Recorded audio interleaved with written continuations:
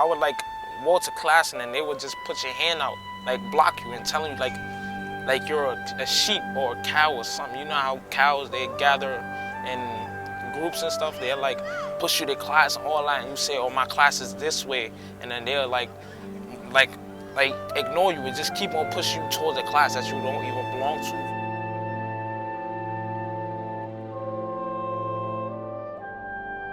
One of them new cops that patrol all schools. So like one day he came to the school. So I'm like, he was standing in the hallway. So I'm going to class. So he like, oh, why are you late?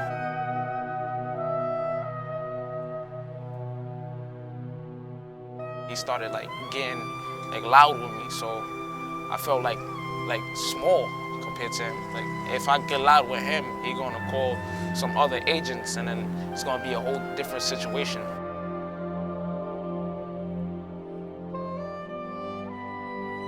The teacher gets to go in without being scanned, and then we have to be scanned. It's like we are the prisoners and they are like the prison guard.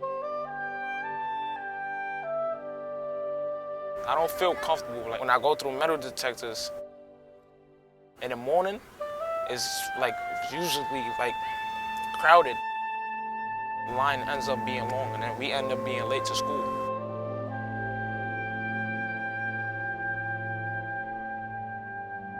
I feel like I'm in like prison or something. As a society, we value education. At least we talk like we do. We recognize that education is the key to the future and that children are our future. But we behave in quite a different way, at least with regard to some kids. I have the whole 9 yards. We got security, we got metal detectors. Sometimes they upgrade the security almost every year. And it's, you know, it's radical in my school. Tens of thousands of students in New York City pass through metal detectors every single day just going to school. That means that sometimes they're subjected to invasive searches and pat-downs just because they're trying to get to class. This is supposed to be school. Like, why are you treating me like I'm some kind of criminal or something in the school environment? Like, I'm supposed to be coming here to learn and gain my education, but now I'm coming in feeling like I'm going into prison. There are more police in the New York City public schools than in virtually every large city in the nation, including Boston, Washington, D.C., you name it. There would be incidences where having cologne or wearing a certain necklace or having like a gay pride bracelet or something. There was like students would always be harassed and suspended for little minor infractions. Like a jail cell, we're getting patted down, locked up, scared. Why can't we just come to school and get our education? Why we gotta be locked up? Why we gotta be discriminated because based on our race, or even have scanning based on our race? Like, if you put it in a Caucasian neighborhood, I'm pretty sure they ain't gonna have scanning in there, you know? But like, you come to a neighborhood like this, where there's people of color, they have scanning. For poor children of color in our public schools here in New York City and in too many other places around the country, we treat the kids as if they're not the hope for the future, as if they're criminals in waiting. The school-to-prison pipeline describes the bizarre phenomenon by which young people are pushed out of school by virtue of exclusionary discipline, suspensions, expulsions, or the practice of arresting them or giving them criminal court summonses for really minor misbehavior.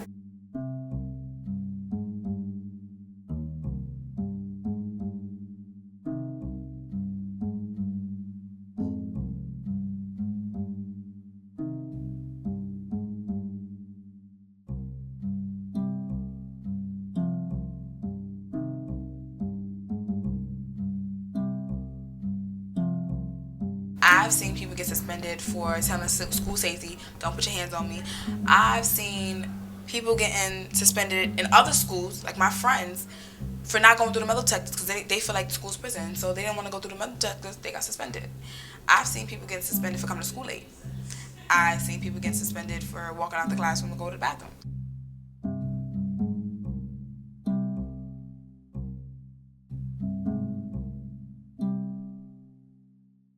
I've seen plenty of kids drop out based off they felt school wasn't for them because of the environment they was in, you know, being suspended all the time. So they felt like, why bother coming to school if I'm gonna be suspended and I'm not gonna actually be in school. The kids who are most likely to end up in the school to prison pipeline are in truth the ones who often need the most support. They're often kids who are struggling in school, who are having a hard time motivating to get to school every day, and all it takes is a small incident to escalate out of control for their entire academic career to be thrown off track.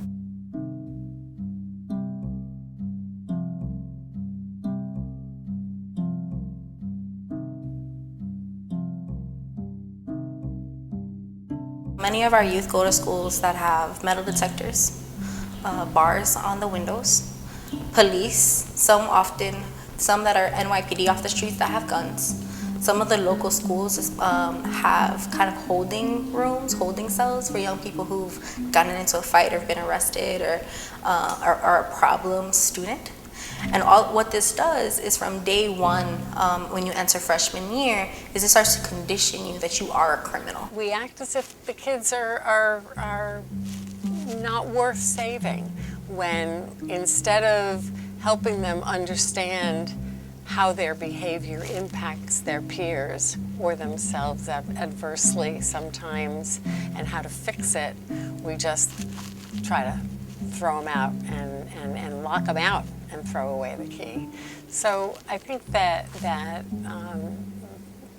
there's a disjunction between our societal values in children and in education and the reality of life for too many kids who are vulnerable. I've become the person where I love school and I love educating myself, but now I only love educating myself and I hate school. We call it the school to prison pipeline because when you push kids out of school, at any point, they're less likely to graduate and they're far more likely to end up in jail.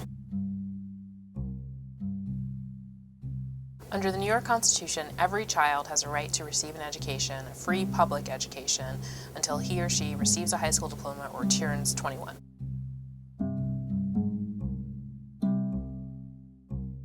I think the most important thing for a student to know is that just because you're going into school doesn't mean you have to check your rights at the door. You have rights, you have a right to privacy, you have a right not to be manhandled by teachers or police, and you have the right to be treated fairly.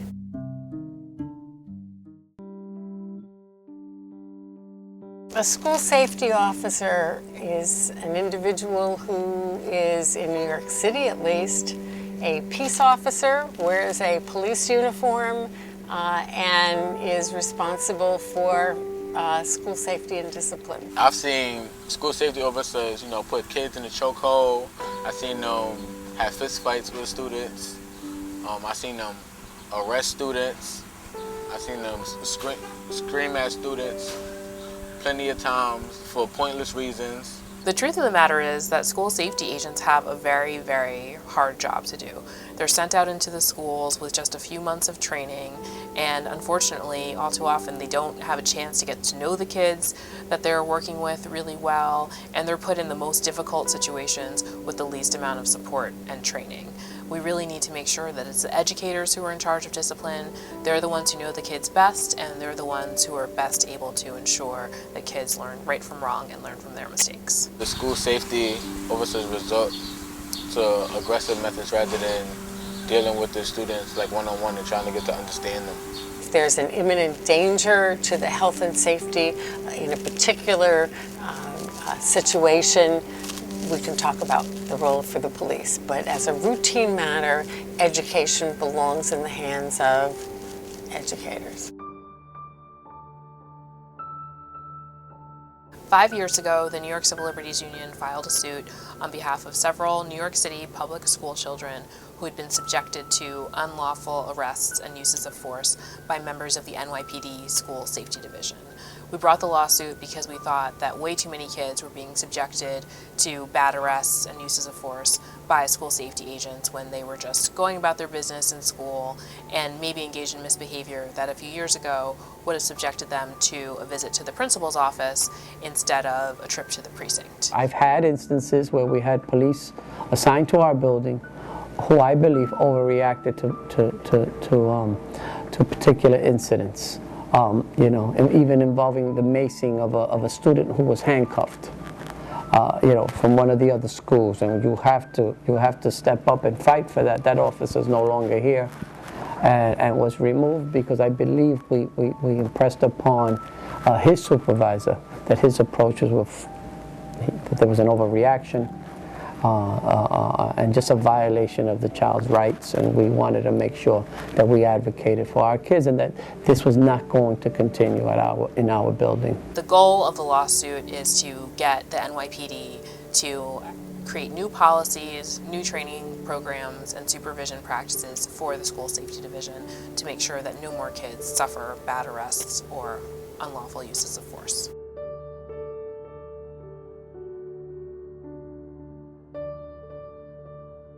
If you're going to lead anything, in this case a school, I think it's critically important that you understand your authority, that you understand your responsibility to advocate for children.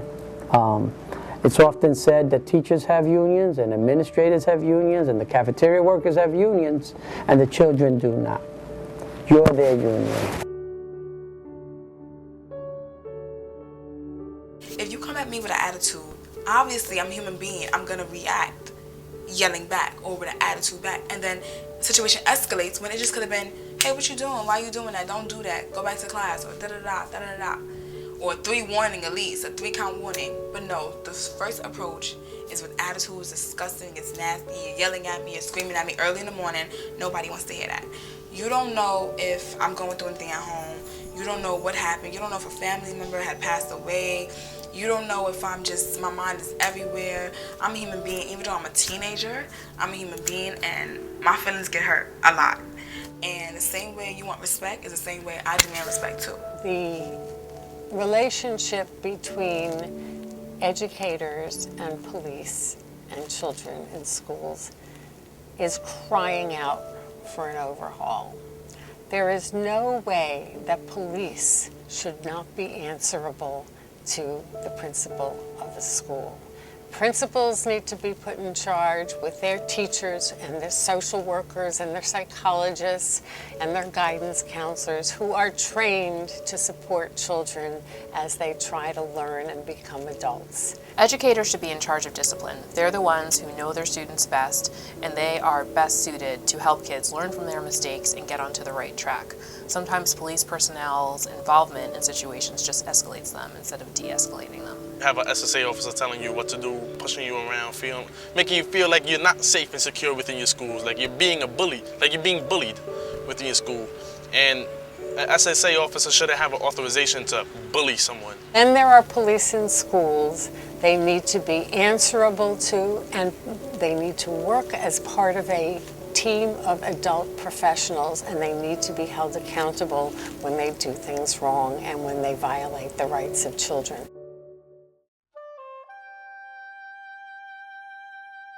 Life without the school-to-prison pipeline is indeed possible. I think most of the situations can be dealt with, just to sit down and talk rather than to just go straight to suspension and stuff like that.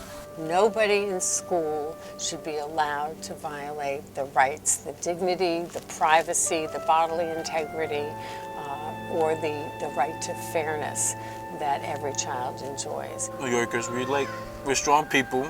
We fight for what we believe in. And I don't believe in all these policing in schools. At the end of the day, we believe that bringing young people together with different experiences, they're able to build with one another and able to help each other through everything from drugs and violence to not knowing what it's like to be a teenager in the South Bronx. I will never call one of my youth bad.